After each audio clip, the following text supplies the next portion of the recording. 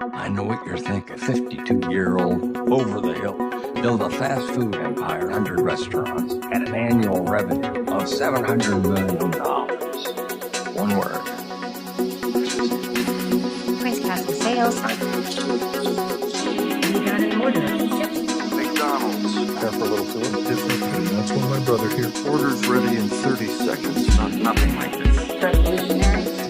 What is that? Golden Arch. Huh. There should be McDonald's across franchise.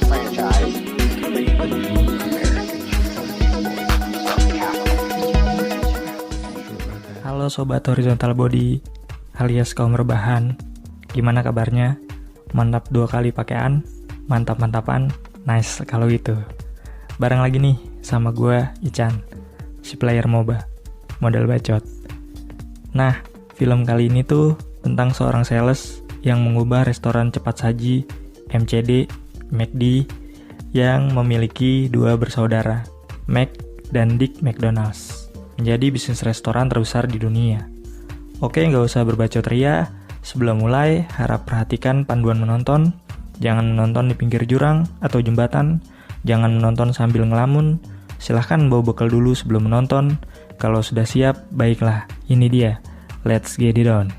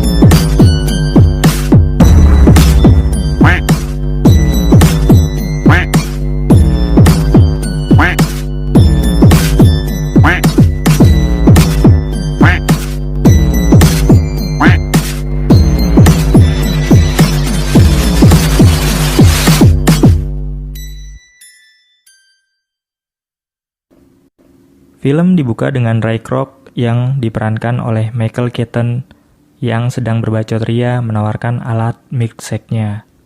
Cuma dia mendapat penolakan dan membawa kembali alatnya tersebut. Pas di parkiran, lagi nunggu pesanan yang agak lama, dia malah ngelihat anak muda setengah mantap-mantapan, lagi ngerujak bibir di mobil. Lalu, dia pun beranjak untuk menawarkan alatnya ke pemilik restoran lain, namun tetap mendapat penolakan. Cuma emang si Ray ini gigih orangnya, sampai tidur aja dia nyetel kaset motivasi.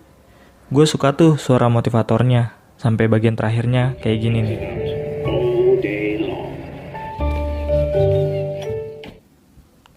Nah, pas dia telpon ke kantornya, katanya ada beberapa pesan buat Ray.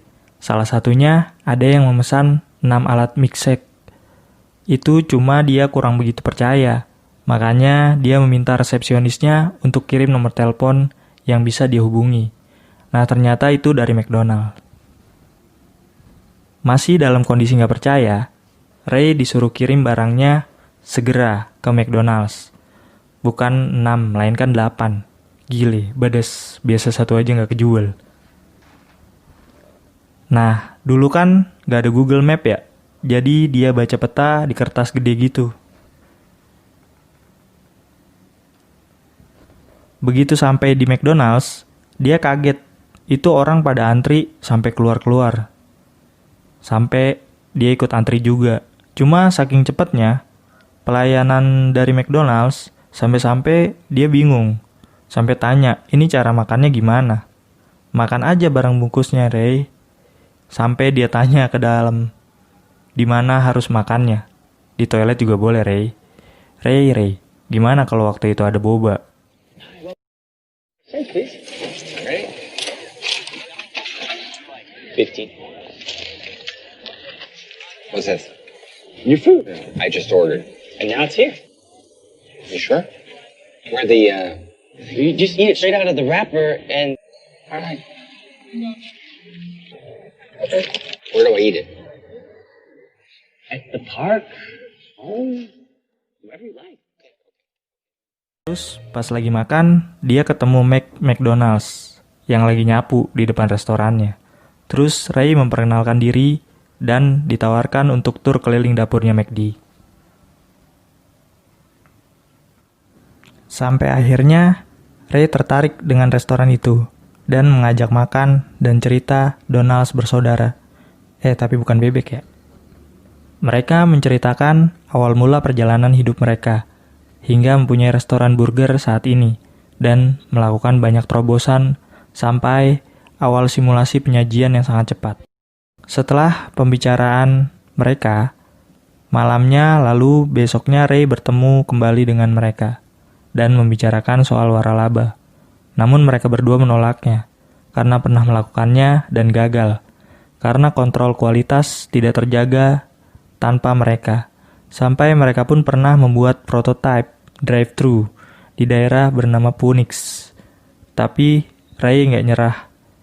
Dia datang ke sana melihatnya, kemudian menceritakan kepada istrinya dan berencana mau berinvestasi di dalam bisnis ini.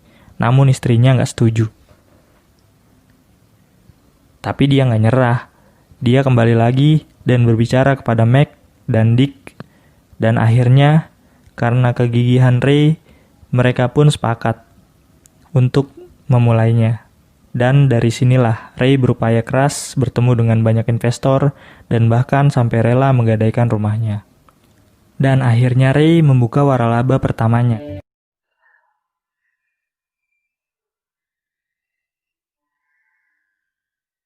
You're right. Just be right one time.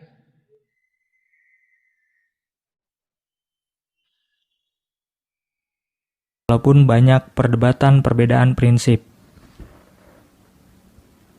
Istrinya yang tidak setuju pun akhirnya dibujuk oleh Ray, dan Ray mengajak untuk dinner bersama teman-temannya. Di tengah makan malam, Ray bercerita tentang bisnis barunya, hanya saja semua meremehkannya. Namun Ray yang kini mendapat dukungan istrinya pun mempresentasikan dengan baik kepada mereka, secara sempurna. Sampai mereka tertarik membuka waralaba juga. Hanya saja, ternyata mereka tidak begitu memperhatikan standar yang dijaga Ray dan Donald's bersaudara. Namun, dengan kegigihannya, dia merekrut banyak orang untuk gabung dalam waralabanya dan membukanya di beberapa kota. Namun, disinilah awal mula perpecahan mereka, karena ternyata waralaba yang Ray punya merugi karena biaya operasional dan bagi hasil yang terlalu besar di kesepakatan awal mereka. Dan Ray meminta untuk merubah kesepakatan, namun Dick tidak menerimanya. Di saat Ray sedang terpuruk, pihak bank menghubungi istrinya, dan akhirnya istrinya tahu Ray menggadaikan rumahnya. Di tengah kebingungan Ray, Joan yang merupakan istri dari salah satu partner waralabanya menemukan solusi untuk penghematan pembuatan milkshake, namun semua itu sia-sia karena Dick menolak semua ide yang coba diinfokan oleh Ray. Katanya nggak standar. Kemudian, scene berganti. Ray yang tengah meminta keringanan pihak bank, tiba-tiba bertemu Harry, yang menguping saat Ray di bank, dan mengaku bisa membantu Ray untuk mengatasi masalah waralabanya. Dan Harry pun mengubah pandangan Ray soal bisnis burgernya, karena menurutnya ini adalah bisnis real estate. The land. The land, the building, it works. Oh, pretty simple. Real land he likes, gets a construction loan, goes up. So Yeah. he picks the property, the system, the operational know-how, for the rest. You don't seem to realize what business you're in. You're not in the burger business. Karena Ray bisa menjadi penyedia tempat sewa atas waralaba McDonald's tersebut. Selain mendapatkan kontrol atas waralabanya, Ray juga mendapatkan income dari sewa tempatnya. Anjir, jenius. Dan semua pun berjalan baik, Namun sepertinya Dick tidak bisa menerimanya. Hanya saja Ray menjelaskan bahwa itu adalah perusahaan lain, bukan bagian dari perjanjian. Wewenang Dick dan Meg hanya sebatas kualitas yang ada di atas lantai sampai pintu saja. Wow, badas. Scene berpindah lagi, dan sepertinya Ray ada rasa suka kepada Joan, dan istrinya sudah menaruh curiga. Di waktu yang lain, Ray dihubungi oleh Dick yang tidak suka dengan Ray yang memesankan secara besar-besaran untuk milkshake bubuk yang Dick tidak setujui. Namun, Ray kali ini tidak mau mematuhi Dick, dan terjadilah cekcok. Dan di saat makan malam, Ray bilang ke istrinya bahwa dia mau bercerai. Walah mak. Dan Ray pun mulai liar. Pada saat harta gono gini, dia memberikan rumah, mobil, dan asuransi. Tetapi tidak sedikit pun saham dari McDonald's. Dan juga Ray mau melenyapkan perjanjiannya bersama Dick dan Meg. This is not your company, Ray. And that. Mac, don't get upset. This is not you. Us. What have you ever? You can't. And you never have. And you never will. Professional leech. You know what I came up with the concept of winning. Be a couple of also-rans. And you don't get there by being some aw-shot for people like that. Business eat dog, rat eat rat. Over, and I'd put a hose right in his mouth. Can you say the same? I can't. Hence your single location. Meg pun jatuh sakit karena shock. Lalu Ray menyenguk Meg dengan memberikannya sebuah cek kosong. Akhirnya Ray menendang mereka dengan membayarkan $2,7 juta tanpa syarat yang lain. Dan Ray merebut hak atas brand McDonald's, dan papan nama restoran Dick dan Meg dicopot, dan mereka pun berganti nama. Dan juga Joan diperistri oleh Ray, dan film diakhiri dengan video Ray Kroc yang asli saat diwawancara mengenai brand kata McDonald's.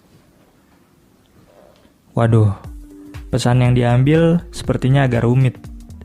Ya, bisnis emang gitu ya. Ambil yang baiknya aja lah, kalau kata orang tua dulu.